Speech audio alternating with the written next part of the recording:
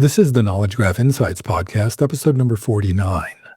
When Foundation Capital published their article about the trillion-dollar opportunity presented by context graphs, many people were hearing about the concept for the first time.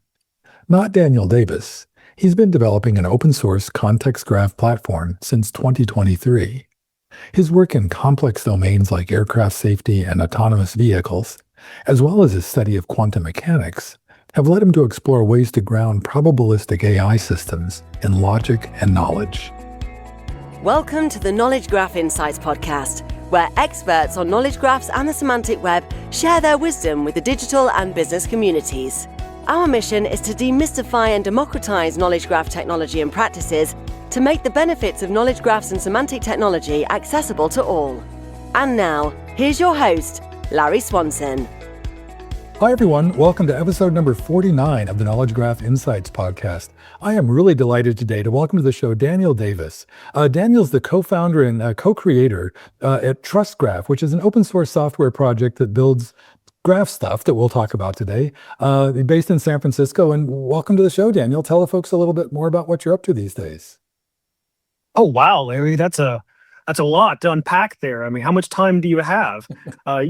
Yes, I am the co-creator of TrustGraph with Mark Adams, who is a bit more well-known in the graph community than me, but he likes building graphs. He doesn't like talking about them so much, and I'm confident that he would agree with me on that.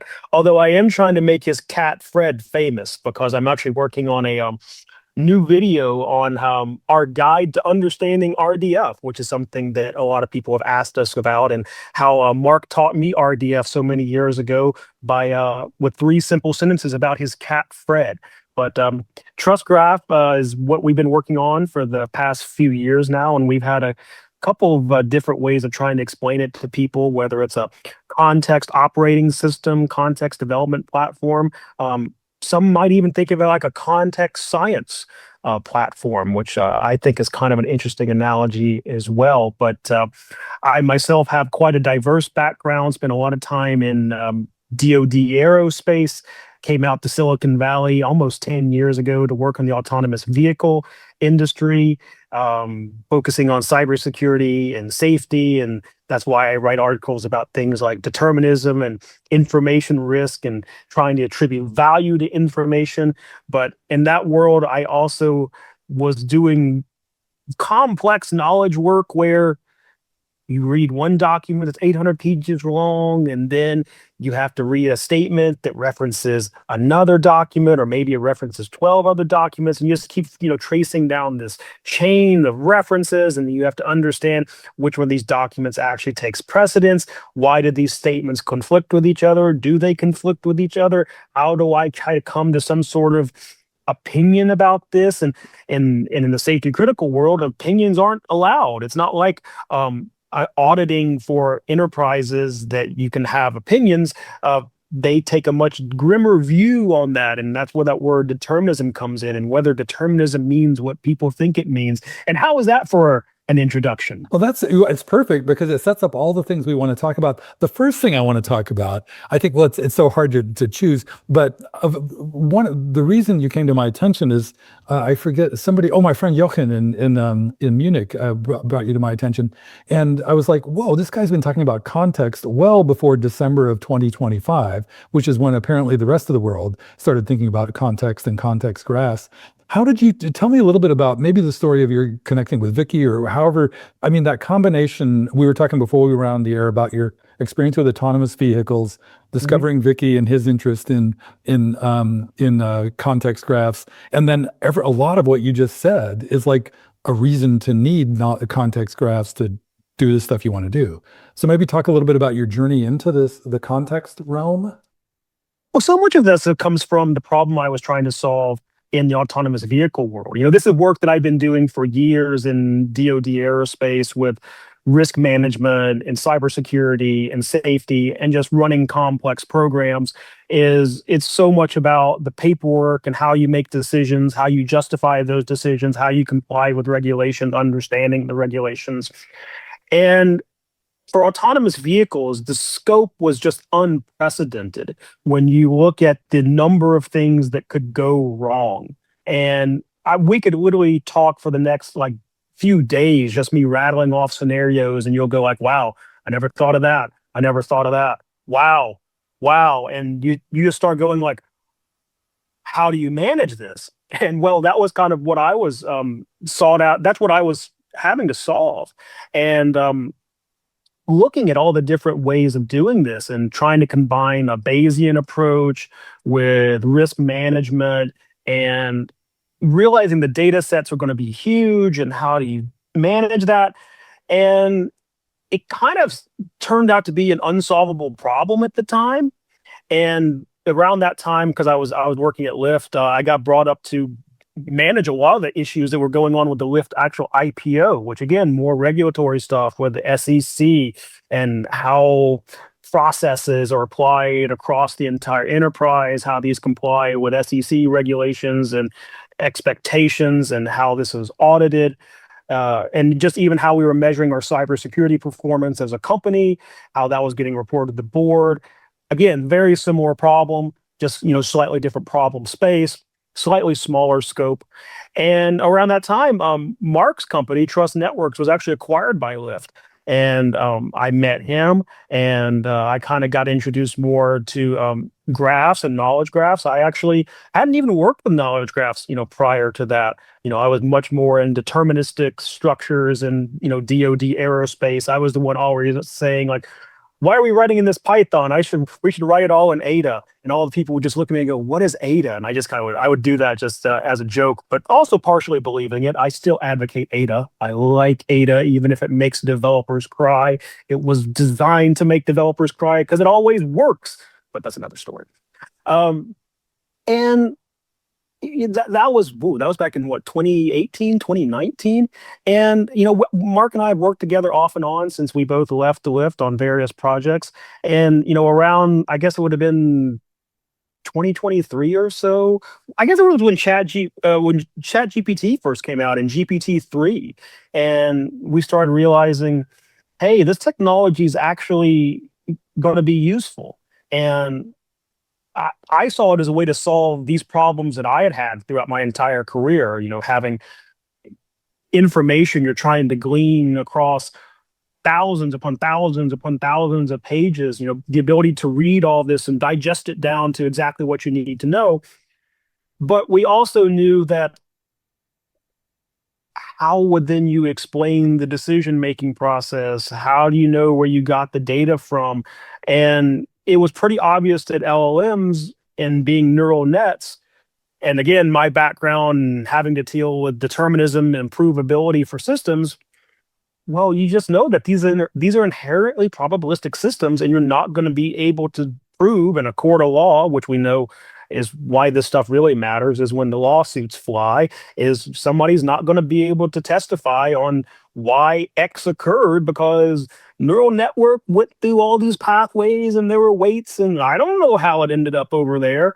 And ultimately, it's just not going to scale to that. So it needs these structures, these graph structures, which of course is more of the neurosymbolic AI approach, which kind of brings me back to kind of today. So let's fast forward late 2025, and it's actually pretty interesting how it all got started. Is I guess Foundation Capital wrote the $1 trillion opportunity article, about context graphs. I totally missed that. Didn't know anything about that. It was my friend Kirk Marple. Well, it dropped on Christmas Eve, pretty much. So if you might have been, I don't know. Yeah. Well, no, Kirk. Well, no, because Kirk dropped his article on Christmas Eve. So that's how I found out about it. Is Kirk had wrote an article in response to it and dropped it on Christmas Eve, and he sent me a message going, "What is going on here?" And his article had already gotten over 100,000 views. And I checked back like an hour or so later, and now it's over 200,000 views. And we're like, what is going on? Why? Like, so it was during the holidays, and I would have thought, is this really a good time to launch an article? So I thought, well, let's try something. Let's try an experiment. So I decided to write what I called the Context Graph Manifesto, and I published it on New Year's Eve, actually. And it did really well did really well too. And that's when there was just so many other people dogpiling on the topic, and it kind of just for a couple of weeks, people were now complaining about. I'm tired of seeing about context graphs. I actually had the CEO and like co-founder or founder of ChromaDB like whining in my comments, and I was like, oh gee, I wonder why you're unhappy about this. You're the CEO of a vector database company. So I'm like, gee, come on, can it be more obvious? I mean, don't come like we actually TrustGraph deploys Quadrant. We use vector databases. I don't know why you're upset. And it was quite shocking, that this term all of a sudden came out of nowhere, and then a lot of people started trying to take credit for who created it, and I know a lot of people were sort of like, wait a minute, we've been working on this 3 years. No, we've been working on this 5 years. And that's when I saw that, Vicky Froen had given that talk in 2019 about context graphs. And I actually watched his talk and I went, well, wait, he's actually talking about what we've been doing. Wait a minute, he deserves the credit for this, although he doesn't agree with that.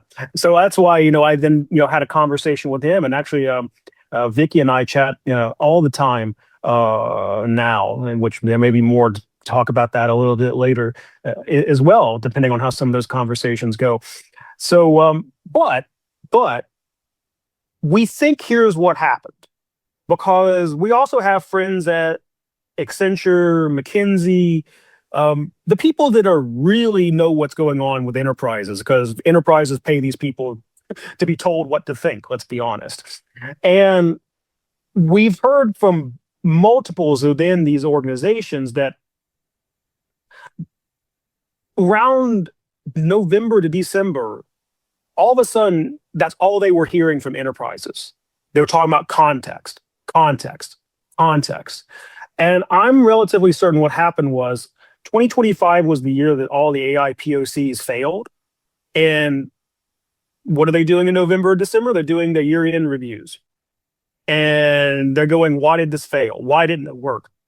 And they're obviously coming to the same conclusion that this AI technology, LLMs, need very specialized, specific context to be able to do these very specialized tasks and workflows, this very specialized knowledge work like that I used to do, understanding Mill Handbook 516 for military airworthiness for fixed wing aircraft, and all the hundreds of standards that come come under its umbrella. Very, very, very, very specialized, terms. Like I even did an article and video just about one term within that called the modified rhyme test and what that means, and getting down to like the semantics of that, because that was my job, was understanding what the modified rhyme test was.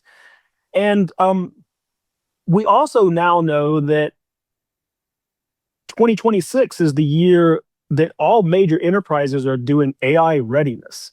So we're kind of preparing for what's coming in 2027, when context systems will actually start to be rolled out in these enterprises, and what that's actually going to look like, because we really strongly believe they're going to look very different than what a lot of people were calling the data 3.0 lakehouse era of the modern enterprise data estate.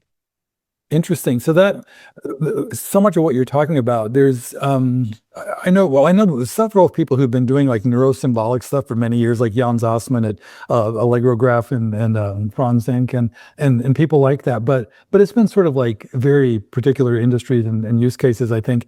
But now it sounds like every enterprise in the world is concerned about this and knows that they need to integrate this. Now, so. And you mentioned so many things earlier about all the like regulatory compliance, crazy corpuses of manuals and stuff to work through. Tell me how. So I guess to maybe disambiguate for me, like what not a regular, but a knowledge graph from a context graph. Maybe start there, like how a context graph differs, or is it just a kind of knowledge graph, or how would you describe that? Mm. I've tried to define it with a really simple definition, in that it's a graph structure that is optimized for AI usage. I do think there are really three different layers to it, which is very, very, very closely aligned with Vicky's philosophy going all the way back to 2019. I think the semantics of how we describe it, though, I think is evolving a little bit. So to my mind, there's three parts to a context graph, which if you look back at like the Foundation Capital article, they were focusing purely on what they were calling decision traces, which I would call kind of that middle layer of explainability and provenance that sits on top of, I know some people call it a system of intelligence, a system of grounding, a system of knowledge. So I would think of that's your kind of initial graph structure. You've taken, or you think about it from a Bayesian perspective, because we love, the Bayesian approach, is that's your knowledge priors, so that you've initiated your system with knowledge, okay? Then as the knowledge gets used, or context, I guess context is the better word at this point, as the context gets consumed and turned into actions and workflows, that's that system of records, again, which is, how that initial context is being used. What are the results of that? Which again, Bayesian approach, this is how the Bayesian network evolves, is that you made some priors and then you have that feedback loop. I think the top layer, though, is the one that's most important. And I haven't decided how to really describe that. It's kind of a feedback layer, but it's kind of like a supervisory layer, in that it's kind of what we as humans do every day. It's that comparison of, how does this compare to something I've known in the past? Or I've observed this before, is it now the same? And you're constantly updating your knowledge, your internal context, to this new information. And in our opinion, all of these things working together, or a context graph system, because we're also big proponents of this should be done in a single graph system. That's the power of graphs, is when you have all this information in a single graph, so that you can find those relationships. Because a lot of people have argued, no, you want to have lots of small graphs. And we really don't understand that perspective. And we think that just comes from a lack of experience with really scalable graph systems. Yeah. A quick question on that. You mentioned, because I can't remember if it was an article or but you talked about the layers. Are you talking about all of those layers represented in a single graph? Like you talked about the generated intelligence. You were just talking about the system of the records, and the system of initial intelligence. Is that the initial intelligence? That's like incoming data and knowledge. Or tell me, I guess maybe walk us through each of the layers, because that seems. And are they all included in the one graph? Because that's really interesting architecture to me. Yes, and the way that we do it, yes, all in a single graph. That's the TrustGraph way of doing this. Now, we do have a lot of graph management capabilities, that you can create logical separations in the graph. We have even where you can create these modular units called context cores, that you can just take and pull out and put over here somewhere and load it back in. But that's not necessarily a graph unit. That's also has the mapped vector embeddings, which is needed for the retrieval process. So, and some of this is actually coming down to kind of our implementation of some ontologies too, because we now use the W3C prob O ontology for the basis of that system of records. So for instance, creating that initial context prior, I kind of like that. Maybe I'll start going with that. The context prior. Let's get really Bayesian. Okay, yeah, nice. Your context priors, yeah, because we are big proponents of Bayesian. Actually, that's one of the things I've been talking a lot with Vicky lately about, Bayesian belief networks, which is some really interesting topics. Is take my example of military airworthiness. Despite being an expert in it, I once upon a time was, I would never say I know all of this stuff in my head. It's impossible. It's hundreds of thousands of pages of expertise. Matter of fact, when that particular standard broken down into about a dozen or so different domains. We actually had subject matter experts for each domain, and I was just kind of managing all of those because it was so. One of the reasons I talk about the modified rhyme test is that was on one of the programs I was running. That was one of the things we were actually testing, and I'm looking at these 25-page test procedures for just how talking about diphthongs and how different kinds of speakers say different kind of things, and I'm going, wow, we're testing at this level of granularity for this. Like, of course, we need somebody that's just a subject matter expert in this one topic. So there's no way one person can have all this context to be able to perform these jobs. So creating those contexts prior to be finding all those knowledge sources and ingesting them in the system to get that structure so that you have all those knowledge priors necessary to understand a topic like how do you demonstrate an airplane is airworthy, safe to fly. And by the way, that was only for fixed wing aircraft. Rotary craft, helicopters, etc., had their own process because it's that different from just fixed wing. To which you're probably wondering why my head didn't explode. And it came close a couple of times. Well, my hope is that your context graph saved your brain because you offloaded some of that cognitive labor to it. Uh, Well, I didn't have it back then, though, so I just had to suffer.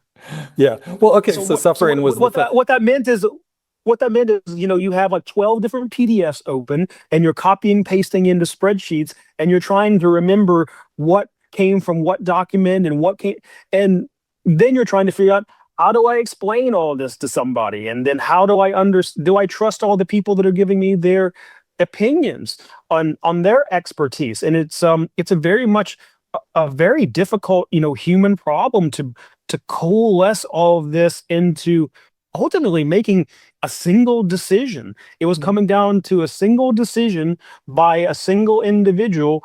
Will I sign that this airplane is safe to fly? Yeah. No, I'm going back to the emergence of this, like your collaboration with Mark, because your background, you've got all this really interesting background, but Mark was really the I guess the catalyst for RDF graph thinking.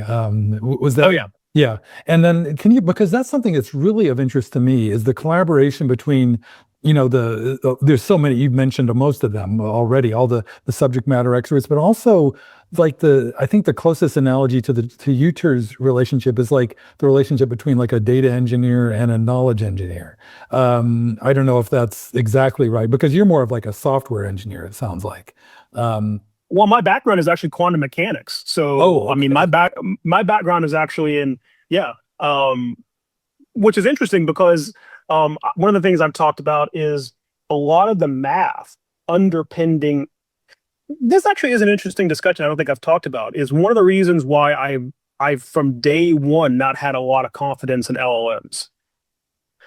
And it goes back to something that I saw with quantum photonic systems 25 years ago. And that we were trying to model this quantum photonic system, and we were using what's called an overdetermined system. Are you familiar with overdetermined systems? I'm not, no. Yeah. Okay. Most people, it's one of those weird things, I have master's degrees in engineering, and you would think you'd think this would be something I'd run into, but it wasn't. You always are taught like with, linear algebra that, if you have 5 unknowns, you need 5 equations. Well, they don't really ever go into, well, what happens if you have 5 unknowns and 50 equations? Your initial thought would be like, wasn't that better? Turns out it's way, way, way worse. And in our case, we had a situation sort of like this. We had an overdetermined system. And it's a Bayesian approach too. The way you solve this system is you kind of have to make an assumption. What are these variables that we're trying to solve for? And the math was just not working. The system was just breaking. We could not understand it. We had meetings with so many mathematicians, and they were getting into all these absurdly complex mathematical structures and saying, well, it's this kind of structure plus this kind of structure. And we're just going, what are we doing here? And none of it was working. And then all of a sudden somebody said, I think you have a regularization problem. And we went, what? And it was this very niche category of mathematics that looked into kind of the randomness of these systems. And if you use these regularization techniques, you would find that uniformity in the system actually caused it to be unsolvable.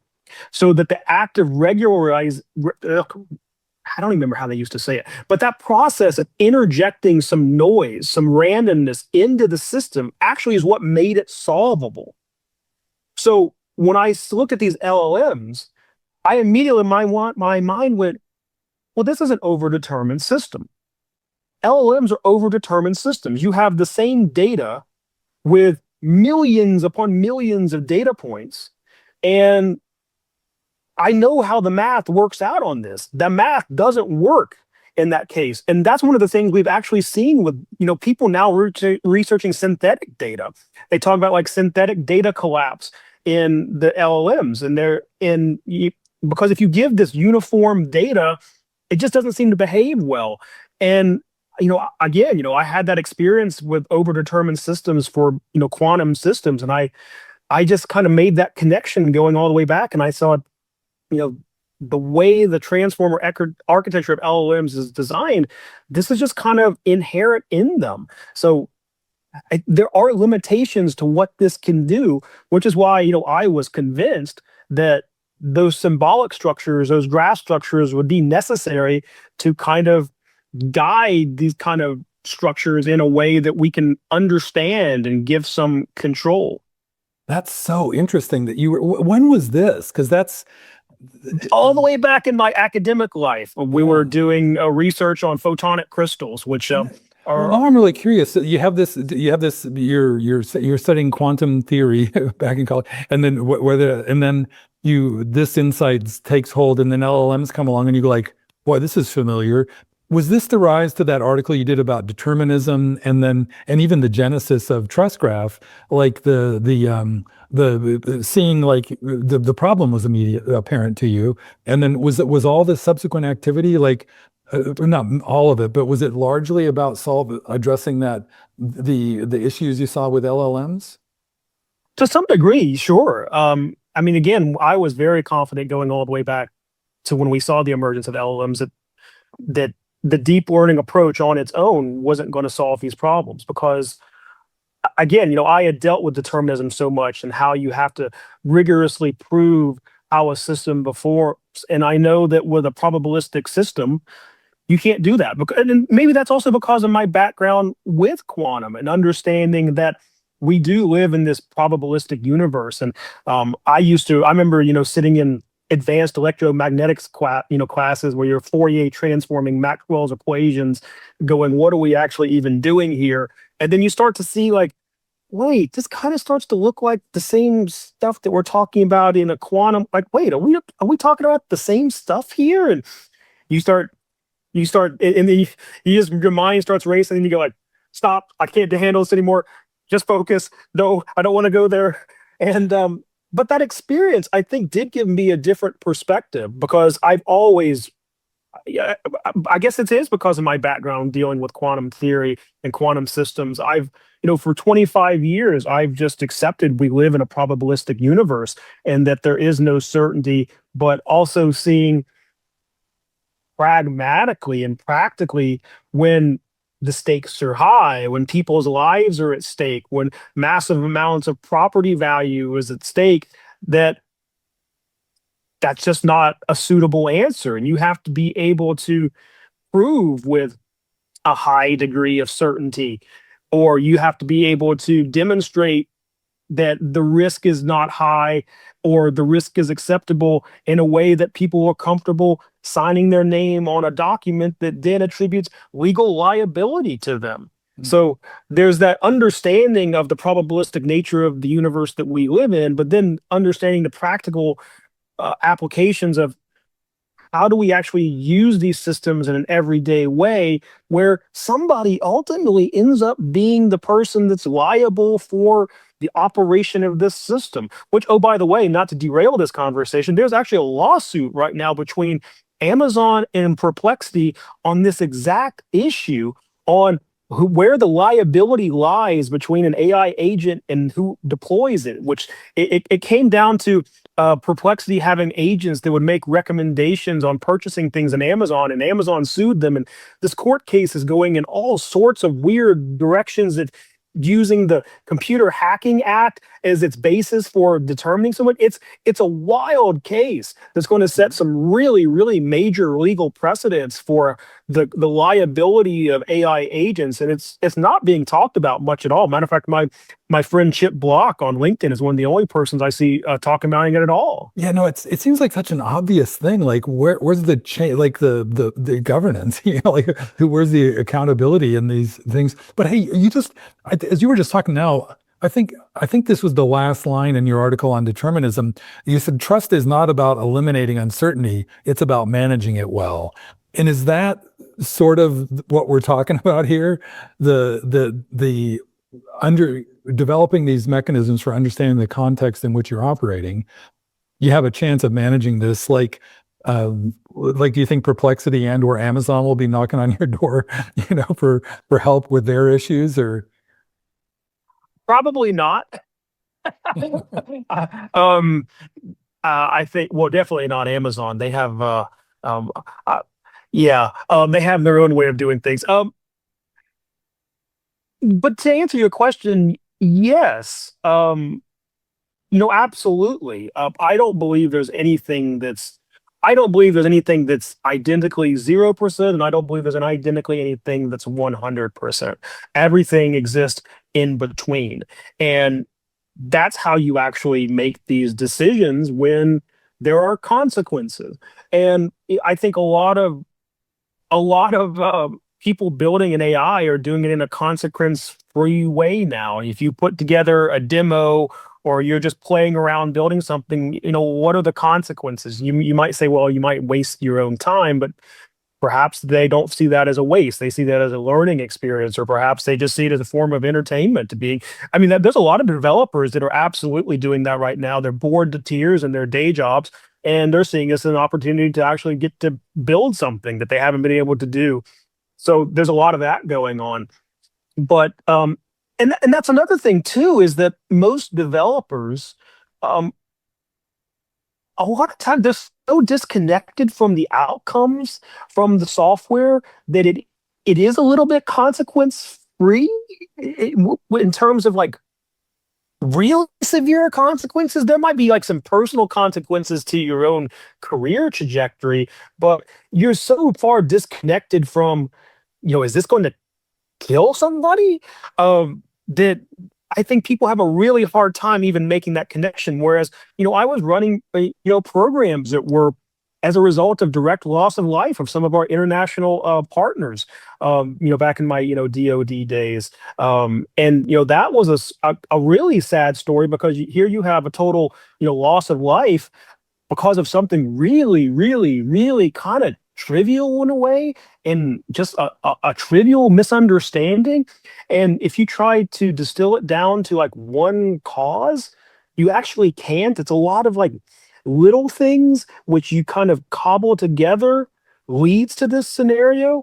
And so it's a very unsatisfying exercise. And, there's not one thing that you can point to that was the cause of this bad outcome. It was a lot of little things, and a lot of, thinking about it as a graph. You have lots of relationships and lots of data points that all have to come together in this very convoluted, long traversal path to even make sense of what happened. yeah, this goes right back to where we started, and this started with the autonomous vehicle stuff and the insane amount of information. But hey, I can't believe it, Daniel. We're coming up close to time. But before we wrap up, is there any? I love we could literally go for hours on this. But is there anything anything you want to revisit from the conversation, or just make sure we share before we wrap up? Well, I think that I guess I did want to talk about. I know you don't like you don't want people promoting stuff, but as I said, TrustGraph is open source, and it always will be that way.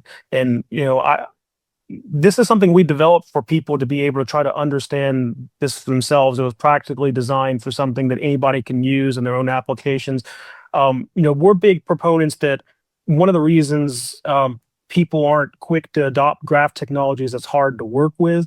We tried to make it easy to work with and easy to manage. It's yeah, a complete system that allows you to do these things and test these things and see for yourself. And ontologies even themselves can be tricky to work with, but we designed it so now that you have an ontology, you load it in the system, it can now structure data, with that ontology. You can explore that, you can begin to understand it.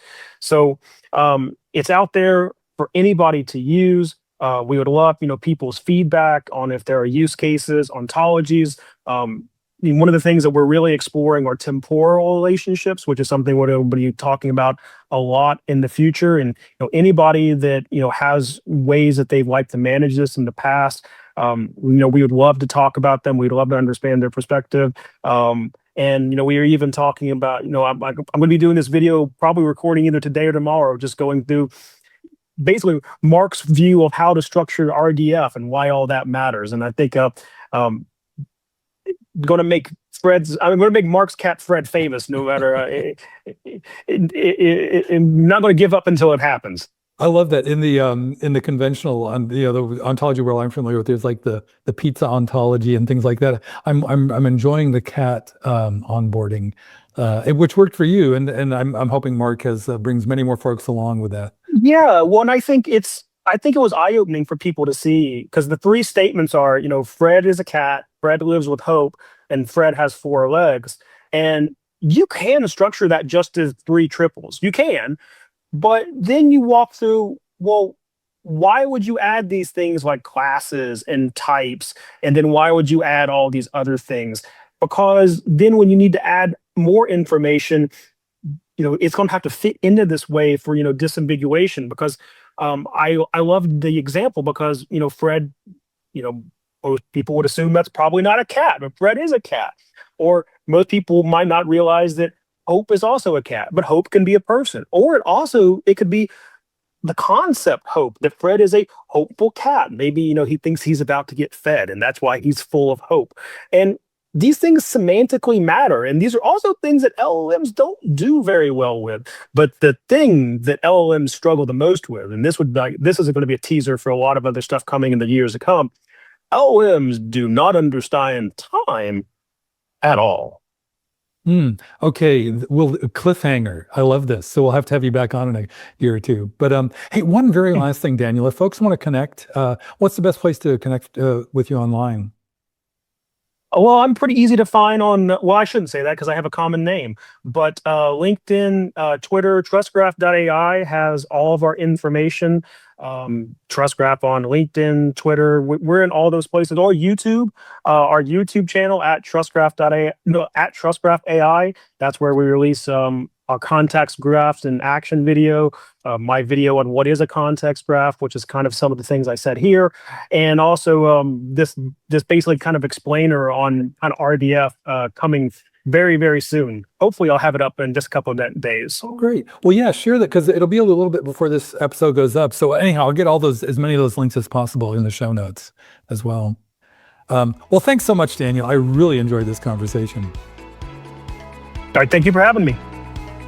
For show notes and to sign up for our newsletter, visit our website at knowledgegraphinsights.com, and please rate and review us on your favorite podcast platform. Thank you for listening.